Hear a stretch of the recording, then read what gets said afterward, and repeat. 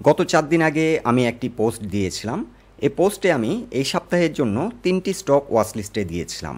তার মধ্যে বিএসসি এবং হাইডেলবার্গ এই দুটি স্টকই আজ সুপারহিট হলো। গত 2 দিন আগের একটি পোস্টে আমি বিএসসি নিয়ে সেলিব্রেট করেছিলাম, আর সেলিব্রেট করতে গিয়ে আমার চ্যানেলে একটা স্ট্রাইকও আসলো। স্ট্রাইক আসুক আর যাই আসুক, আজ হবে পার্টি। তবে বাঙালিদের মতো নয়। বাঙালিরা 2-4 জন একসাথ হলে ঝগড়াঝাটি আর মারামারি এসবই চলে। সো বাঙালিদের মতো নয়, পার্টি হবে ইংরেজদের মতো।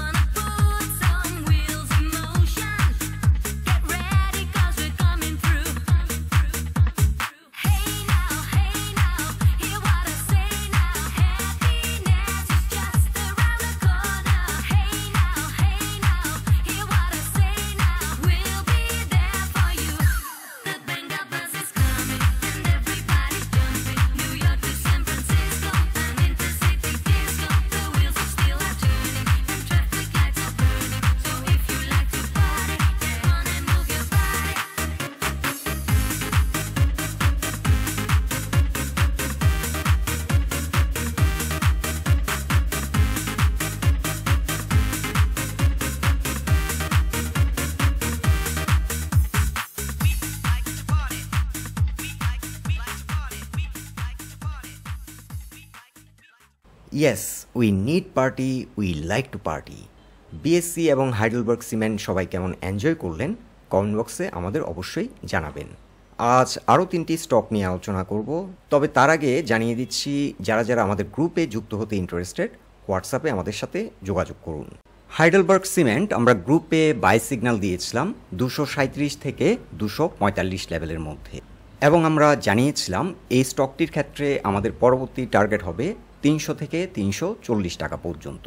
এছাড়া গত সপ্তাহে আমরা কোহিনুর কেমিক্যাল বাই সিগন্যাল দিয়েছিলাম প্রাইস যখন 511 থেকে 514 লেভেলে ছিল। গতকালও আমরা ইবনে সিনা বাই সিগন্যাল দিয়েছি 360 টাকা প্লাসে।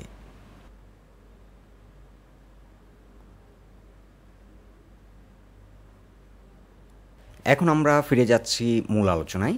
পুঁজিবাজারে আমাদের শর্ট টার্ম ট্রেডিংয়ের পাশাপাশি লং টার্ম ভিশন থাকা লাগবে। এবারের market construction, composition, market structure কিন্তু কিছুটা ভিন্ন। কেন ভিন্ন, ছোট একটি এক্সাম্পল দিয়ে আমি বুঝিয়ে দিচ্ছি। ধরুন আপনি একটি 10 তলা বাড়ি বানাবেন। আপনাকে গুরুত্ব দিতে হবে বাড়ির ফাউন্ডেশনের উপর। ফাউন্ডেশন যদি মজবুত হয় তাহলে বাড়িটি টেকসই হবে। তেমনি আমাদের পুঁজিবাজারের এবারের ভিত্তি অনেকটা স্ট্রং। ফান্ডামেন্টালি মার্কেট মজবুত হচ্ছে, যা লং সাস্টেনেবল মার্কেটের ইঙ্গিত দিচ্ছে। মার্কেট যদি আগামী 3 থেকে 6 মাস এই ধারাবাহিকতা বজায় রাখে, তাহলে আমি একটি প্রজেকশন করছি আগামী 6 মাসের মধ্যে অন্তত 10 লক্ষ নতুন বিনিয়োগকারী মার্কেটে আসবে। আর এই নতুন বিনিয়োগকারীরা যখন পুঁজিবাজারে আসবে, সাথে আমাদের ইনস্টিটিউশনগুলো অ্যাক্টিভ হবে, সেক্ষেত্রে মার্কেটে কিন্তু একটা বড় ধরনের উত্থান হতে পারে। সো আজকে আমাদের আলোচনাটি অনেক গুরুত্বপূর্ণ। নতুন করে 3টি স্টক নিয়ে আলোচনা করব।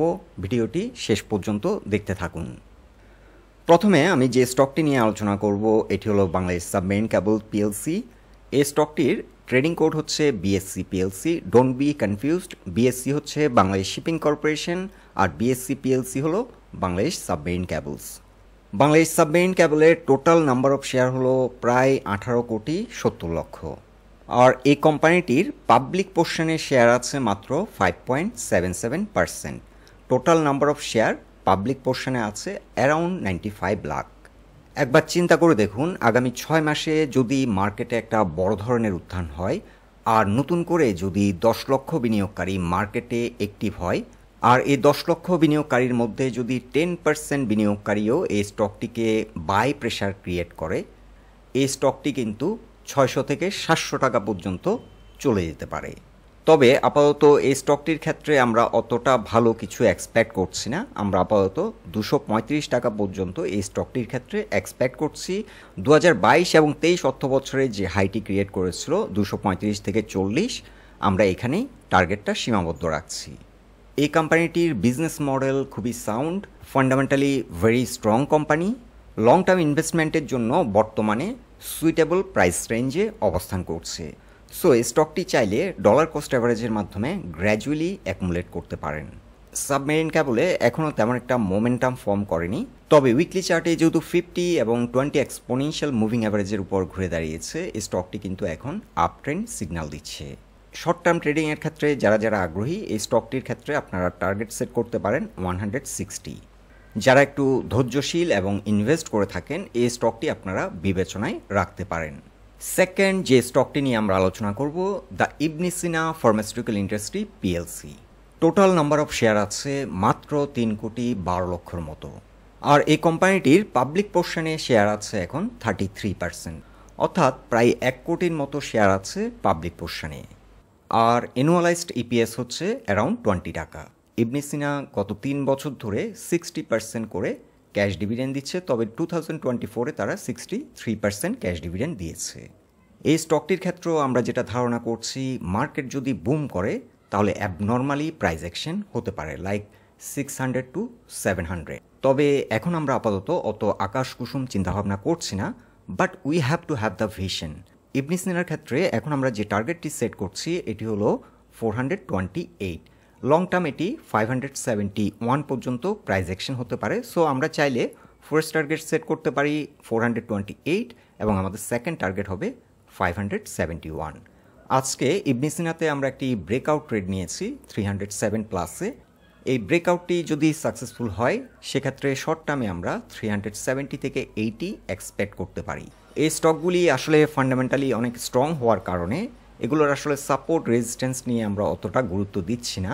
এগুলো আসলে investing category stock, dollar cost অ্যাভারেজের মাধ্যমে চাইলে গ্র্যাজুয়ালি এন্ট্রি নেওয়া যেতে পারে।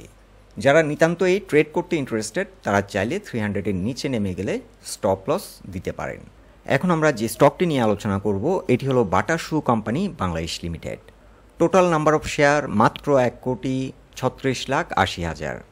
ইন্টারেস্টিংলি বাটা শুর ক্ষেত্রে এই বছরের ফার্স্ট কোয়ার্টারে আমরা একটা রোভাস্ট গ্রোথ দেখতে পাচ্ছি। ফার্স্ট কোয়ার্টারে আর্নিং হয়েছে 26 টাকা 92 পয়সা। পাবলিক পোর্শনে শেয়ার আছে 9.53%, অর্থাৎ প্রায় 13 লক্ষ শেয়ার পাবলিক পোর্শনে আছে। সো বাটা শুর ক্ষেত্রে এই বছরের ফার্স্ট কোয়ার্টারে আর্নিংয়ে যে মোমেন্টামটা ফর্ম করেছে, এই ধারাবাহিকতা যদি বজায় থাকে তাহলে এই স্টকটির ক্ষেত্রে আমরা একটা বড় ধরনের উত্থান দেখতে পাবো। টেকনিক্যালি বাটা শু এখন উইকলি চার্টে 50 এবং 20 এক্সপোনেনশিয়াল মুভিং অ্যাভারেজের উপর ঘুরে দাঁড়িয়েছে। সো এই স্টকটির ক্ষেত্রেও আমরা একটা শর্ট টার্মে ভালো মোমেন্টাম দেখতে পাবো। বর্তমানে এন্ট্রি নেওয়ার জন্য ভালো প্রাইস পয়েন্টে আছে, এই জোন থেকে চাইলে এন্ট্রি নেওয়া যেতে পারে। তবে যেহেতু বাটা শু একটি ইনভেস্টিং ক্যাটাগরি স্টক, প্রতি মাসে চাইলে ডলার কস্ট অ্যাভারেজের মাধ্যমে কিছু অ্যাকুমুলেট করতে পারেন। বাটা শুর ক্ষেত্রে আমরা প্রথম যে টার্গেটটি সেট করেছি এটি হলো 1400 টাকা। এই জোনটিতে হয়তো কিছুটা সময় নেবে, এখানে কিছুটা রেজিস্ট্যান্স ফেস করবে। আর এই জোনটিকে ব্রেকআউট করলে আমরা সেকেন্ড টার্গেটটি সেট করেছি 1875 পর্যন্ত প্রাইস অ্যাকশন করতে পারে। যারা লং টার্ম ইনভেস্টর চাইলে আপনারা ফার্স্ট টার্গেটই 1875 সেট করতে পারেন। আর যারা শর্ট টার্মে ট্রেড করতে চান তাদের ক্ষেত্রে 1000 থেকে 1200 টাকা পর্যন্ত টার্গেট হতে পারে। আমরা যেটা ধারণা করছি, মার্কেট যদি ধারাবাহিকভাবে পারফর্ম করে 2025 সালেই এই 3টি স্টকে বড় উত্থান দেখা যেতে পারে। বন্ধুরা, এই 3টি স্টক নিয়ে আপনাদের চিন্তাভাবনা, আপনাদের মতামতগুলো আমাদেরকে অবশ্যই কমেন্ট বক্সে শেয়ার করুন। সবাই সুস্থ থাকুন, ভালো থাকুন। আজকের মতো এখানেই বিদায় নিচ্ছি।